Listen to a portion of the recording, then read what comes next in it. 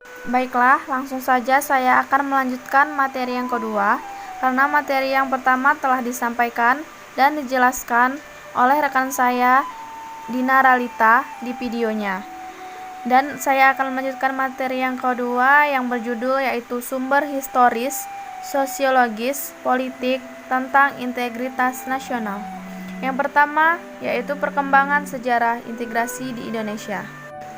Menurut Suroyo, pada tahun 2002, bangsa kita sudah mengalami pembangunan integrasi sebelum bernegara Indonesia yang merdeka. Menurutnya, ada 3 model integrasi dalam sejarah perkembangan integrasi di Indonesia, yaitu yang pertama, model integrasi Impremium Majapahit, yang kedua, model integrasi kolonial, dan yang ketiga, model integrasi nasional. Dalam sejarahnya, penumbuhan kesadaran berbangsa tersebut dilalui dengan tahapan-tahapan sebagai berikut. Yang pertama, masa perintis. Masa perintis adalah masa mulai dirintisnya semangat kebangsaan melalui pembentukan organisasi-organisasi pergerakan. Masa ini ditandai dengan munculnya pergerakan Budi Utomo pada tanggal 20 Mei 1908. Kelahiran Budi Utomo diperingati sebagai Hari Kebangkitan Nasional. Dan yang kedua, masa penegasan. Masa penegasan adalah masa melalui ditegasnya semangat kebangsaan pada diri bangsa Indonesia yang ditandai dengan peristiwa Sumpah Pemuda pada tanggal 28 Oktober 1928. Dengan Sumpah Pemuda, masyarakat Indonesia yang beraneka ragam tersebut menyatakan diri sebagai satu bangsa yang memiliki satu tanah air, satu bangsa, dan bahasa persatuan, yaitu bahasa Indonesia. Masa percobaan yang ketiga, bangsa Indonesia melalui organisasi pergerakan mencoba meminta kemerdekaan dari Belanda. Organisasi-organisasi pergerakan yang tergabung dalam GAPI atau Gabungan Politik Indonesia pada tahun 1938 mengusulkan Indonesia berparlemen. Namun, perjuangan menuntut Indonesia merdeka tersebut tidak berhasil.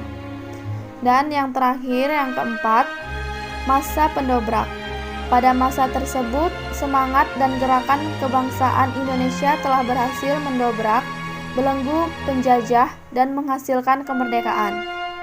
Kemerdekaan bangsa Indonesia diproklamirkan pada tanggal 17 Agustus 1945.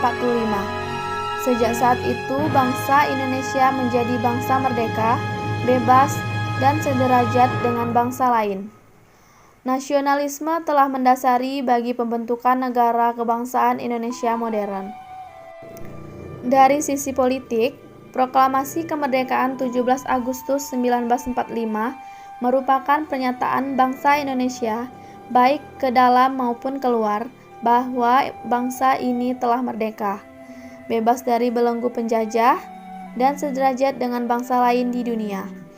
Dari sisi sosial budaya, proklamasi kemerdekaan 17 Agustus 1945 merupakan revolusi integratifnya bangsa Indonesia dari bangsa yang terpisah dengan beragam identitas menuju bangsa yang satu, yakni bangsa Indonesia. Dan yang kedua yaitu pengembangan integrasi di Indonesia. Howard Rogers dalam Muhaimin dan Colin Maxdrew pada tahun 1995 menyebut ada 5 pendekatan atau cara bagaimana cara pemimpin politik mengembangkan integritas bangsa. Kelima pendekatan yang selanjutnya kita sebut sebagai faktor yang menentukan tingkat integritas suatu negara adalah yang pertama, adanya ancaman dari luar. Dan yang kedua, gaya politik kepemimpinan. Yang ketiga, kekuatan lembaga politik. Yang keempat, ideologi nasional. Dan yang kelima, kesempatan pembangunan ekonomi. Pada tahun 1998, Sunyoto Usman menyatakan bahwa suatu kelompok masyarakat dapat terintegrasi apabila yang pertama, Masyarakat dapat menemukan dan menyepakati nilai-nilai fundamental yang dapat dijadikan rujukan bersama. Yang kedua, masyarakat terhimpun dalam unit sosial sekaligus memiliki cross-cutting affiliation sehingga menghasilkan cross-cutting loyalty. Jika masyarakat yang berbeda-beda latar belakangnya menjadi anggota organisasi yang sama, maka mereka dapat bersatu dan menciptakan loyalitas pada organisasi tersebut, bukan lagi pada latar belakangnya. Dan yang ketiga, masyarakat berada di atas memiliki sifat saling ketergantungan di antara unit-unit sosial yang terhimpun di dalamnya dalam memenuhi kebutuhan ekonomi. Dan ada pula pendapat lain yang menyebutkan integrasi bangsa dapat dilakukan dengan dua strategi kebijakan, yaitu polis asimilasionis dan polis Bhinneka Tunggal Ika pada tahun 1985 Samsudin. Strategi pertama dengan cara penghapusan sifat-sifat kultural utama dari komunitas kecil yang berbeda menjadi semacam kebudayaan nasional.